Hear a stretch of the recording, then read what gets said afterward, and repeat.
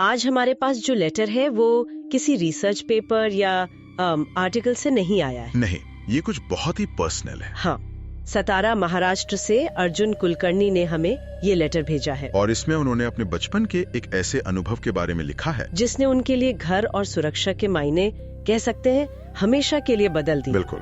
और आज हमारी कोशिश सिर्फ इस कहानी को सुनने की नहीं होगी, बल्कि इसके पीछे जो डर का मनोविज्ञान है उसे समझने की होगी। सही बात है, ये जानना कि बचपन का भरोसा जब टूटता है तो असल में होता क्या है। हाँ, और क्यों एक जाना पहचाना चेहरा जब अजनबी बन जाए तो वो सबसे भयानक अनुभवों में से एक होता है। बिल्कुल। तो चलिए अर्जुन की कहानी में उतरते हैं। वो शुरुआत कुछ इस तरह करते हैं। बचपन में आप चेहरों पर भरोसा कर लेते हो, खासकर अपने पेरेंट्स के चेहरे पर। ये लाइनें ही मतलब एक टोन सेट कर देती हैं, भरोसे का, सुरक्षा का। हाँ, ये कहानी की नींव है। बचपन में हमारे लिए दुनिया तो उतनी ही सुरक्षित होती है जितने हमारे माता पिता के चेहरे। वो हमारी पूरी दुनिया का केंद्र होते हैं। तो अर्जुन यहाँ हमें याद दिला रहे हैं कि उनकी कहानी सिर्फ एक डरावने घटना के बारे में नहीं है, बल्कि उस सबसे बुनियादी भरोसे के टूटने के बारे में है। और इसी भरोसे पर पहली चोट तब लगती है जब वो उस दिन को याद करते हैं। अर्जुन लिखते हैं, मैं उस दिन ड्राइंग रूम में पिलो फोर्ट बना रहा था।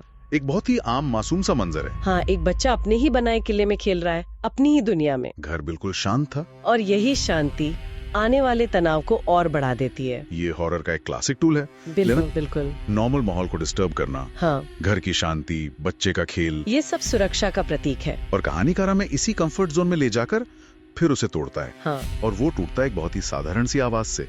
तभी मुझे बेडरूम का डोर खुलते सुना और मैंने देखा पापा बाहर आ रहे थे। यहाँ तक मतलब सब कुछ सामान्य है। हाँ, एक पिता अपने कमरे से बाहर आ रहा है, लेकिन अगले लाइन से सब कुछ बदलना शुरू हो जाता है। उनके चेहरे पर मुस्कान थी, लेकिन कुछ अलग सी। वो कुछ अलग सी मुस्कान।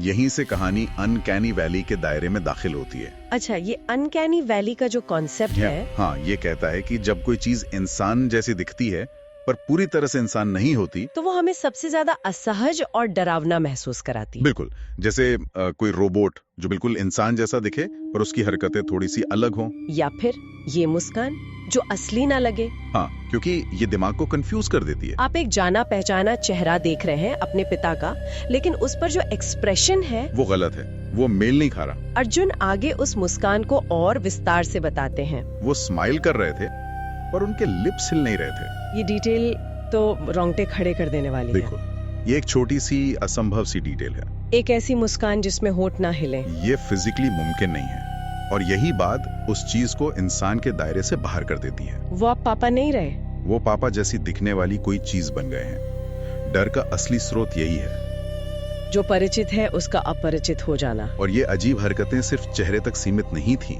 उनके चलने का तरीका भी अलग था। अर्जुन लिखते हैं, वो चल रहे थे लेकिन हर कदम के साथ आवाज फुटस्टेप्स की नहीं थी, प्रेजेंस की थी।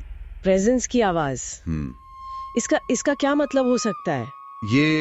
ये समझाना मुश्किल है, लेकिन महसूस किया जा सकता है। आप सोचिए, जब कोई भारी भरकम इंसान चलता है तो जमीन पर एक वजन महसूस होता है, एक वाइब्रेशन। अच्छा, शायद अर्जुन का मतलब वही है, कदमों की छप-छप या टक-टक नहीं, बल्कि एक भारी मौजूदगी का एहसास जो हवा में महसूस हो रहा था। हाँ, जैसे वो जमीन पे नहीं बल्कि उस जगह के माहौल पर वजन डाल रहा हो। ये तो उसके गैर भौतिक होने का संकेत है। बिल्कुल, और ये तो और भी ज्यादा डरावना है। एक साया जो वजन रखता है। और फिर कहानी अपने सबसे अजीब मोड़ पर पहुंचती है, जब वो चीज फिजिकली बदलने लगती है। हाँ, अर्जुन लिखते हैं, उनका चेहरा फेड होने लगा। न जैसे कोई मिसिंग पार्ट हो, बल्कि जैसे कोई फोटो धुंधली पड़ रही हो।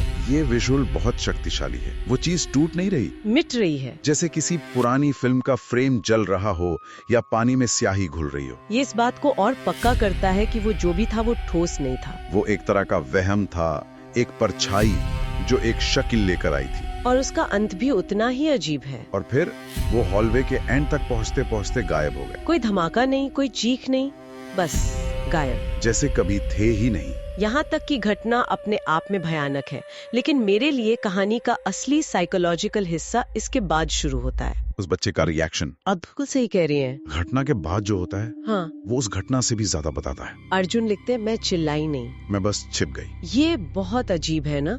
मतलब आमतौर पर हम सोचते हैं कि डर लगने पर बच्चा चिल्लाएगा, भागेगा, अपनी माँ को बुलाएगा, पर वो बस छिप गया। क्यों? हाँ, क्यों? ये डर की एक बहुत गहरी प्रतिक्रिया है। इसे फ्रीज रिस्पॉन्स कहते हैं। Freeze response.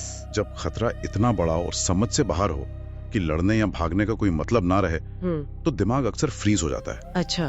एक जानवर की तरह जो शिकारी को देखकर बिल्कुल स्थिर हो जाता है, इस उम्मीद में कि वो उसे देख नहीं पाएगा। तो अर्जुन का दिमाग शायद ये प्रोसेस ही नहीं कर पा रहा था कि उसने क्या देखा है। हाँ, वो इतना अवास्तविक था कि आवाज निकलना भी बंद हो गया। छिपना ही एकमात्र सहज प्रतिक्रिया बची थी। और जब वो छिपा हुआ था, हाँ, तब असलियत वापस लौटती है। थोड़ी देर बाद मम्मी बाहर आई। पापा अभी भी बेडरूम में सो रहे थे।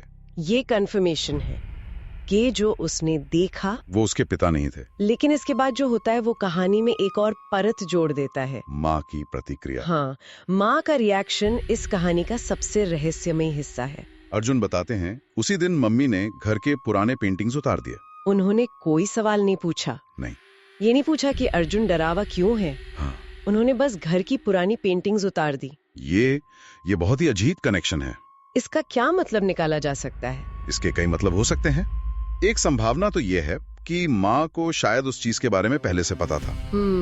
शायद वो पेंटिंग्स किसी पुराने रिश्तेदार की थी या घर के इतिहास से जुड़ी थी, और माँ को लगता था कि वो किसी तरह की नकारात्मक ऊर्जा का स्रोत है।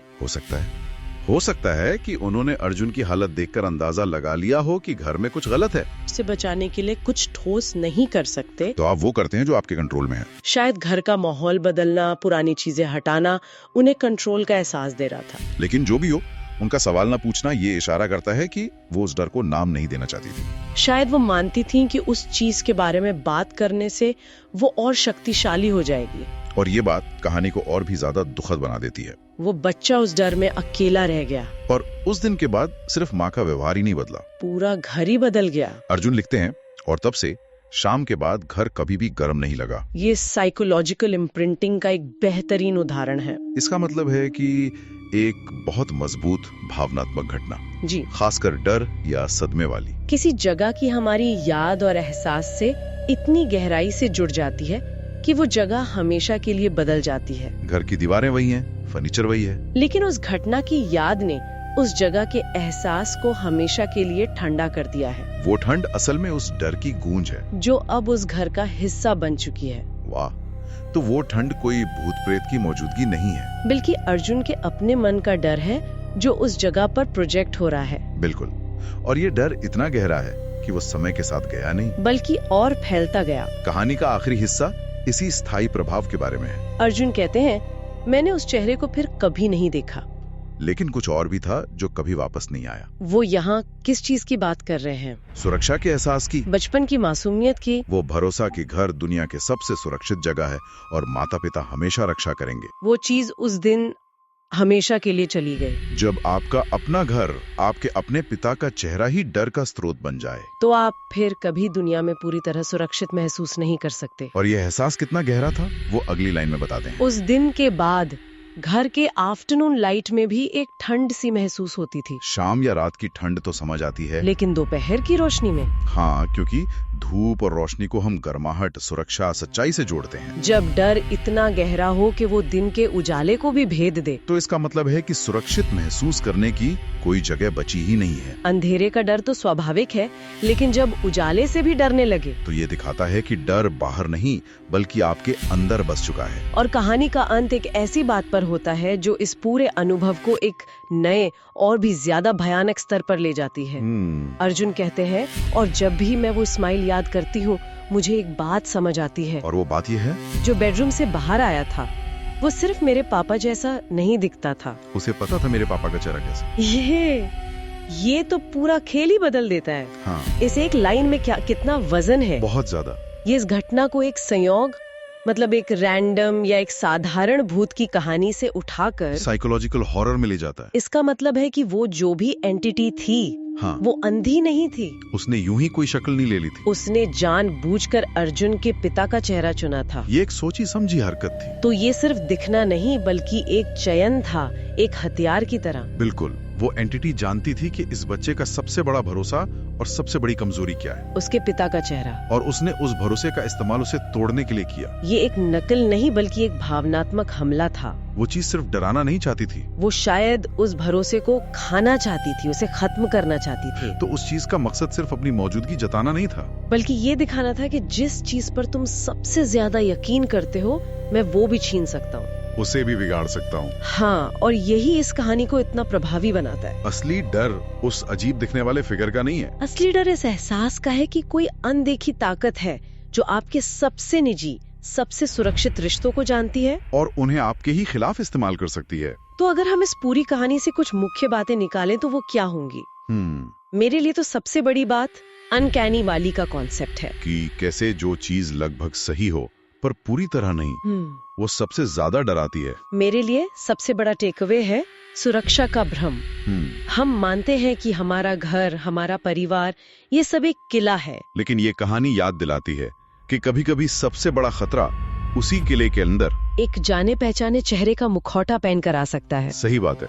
और तीसरा, डर का स्थायी प्रभाव। ट्रॉमा सिर्फ एक पल का नहीं होता, वो अपने पीछे एक साया छोड़ जाता है, एक ठंडक छोड़ जाता है, जो दोपहर की रोशनी में भी महसूस होती है। सच है। ये कहानी सुनने के बाद ये सोचना मुश्किल है कि हम अपने सबसे करीबी लोगों के चेहरों पर कितना अंधा विश्वास करते हैं। शायद उस भरोसे का टूटना ही दुनिया का सबसे असली डर है। और यही सोच मैं हमारे सुनने वालों के लिए छोड़ना चाहता हूँ। अर्जुन की कहानी में उस चीज ने उनके पिता का चेहरा चुना। जरा सोचिए, अगर वो चीज आपके किसी करीबी का चेहरा चुनती, तो क्या आप पहली नजर में पहचान पाते कि कुछ गलत है? और अगर पहचान भी लेते तो उसके बाद क्या आप उस असली चेहरे पर कभी दोबारा उसी तरह भरोसा कर पाते? ये कहानी सुनने के लिए बहुत बहुत धन्यवाद। अगर आप भी हमारे साथ अपना एक्सपीरियंस शेयर करना चाहते हैं तो लिख भेजिए हमें अपनी कहानी। हमारा ईमेल आईडी है ecosfromthedark.official@gmail.com। आपकी कहानी का इंतजार रहेगा। फिर मिलते हैं अगले एपिसोड में। चैनल को सब्सक्राइब करना ना भूलें।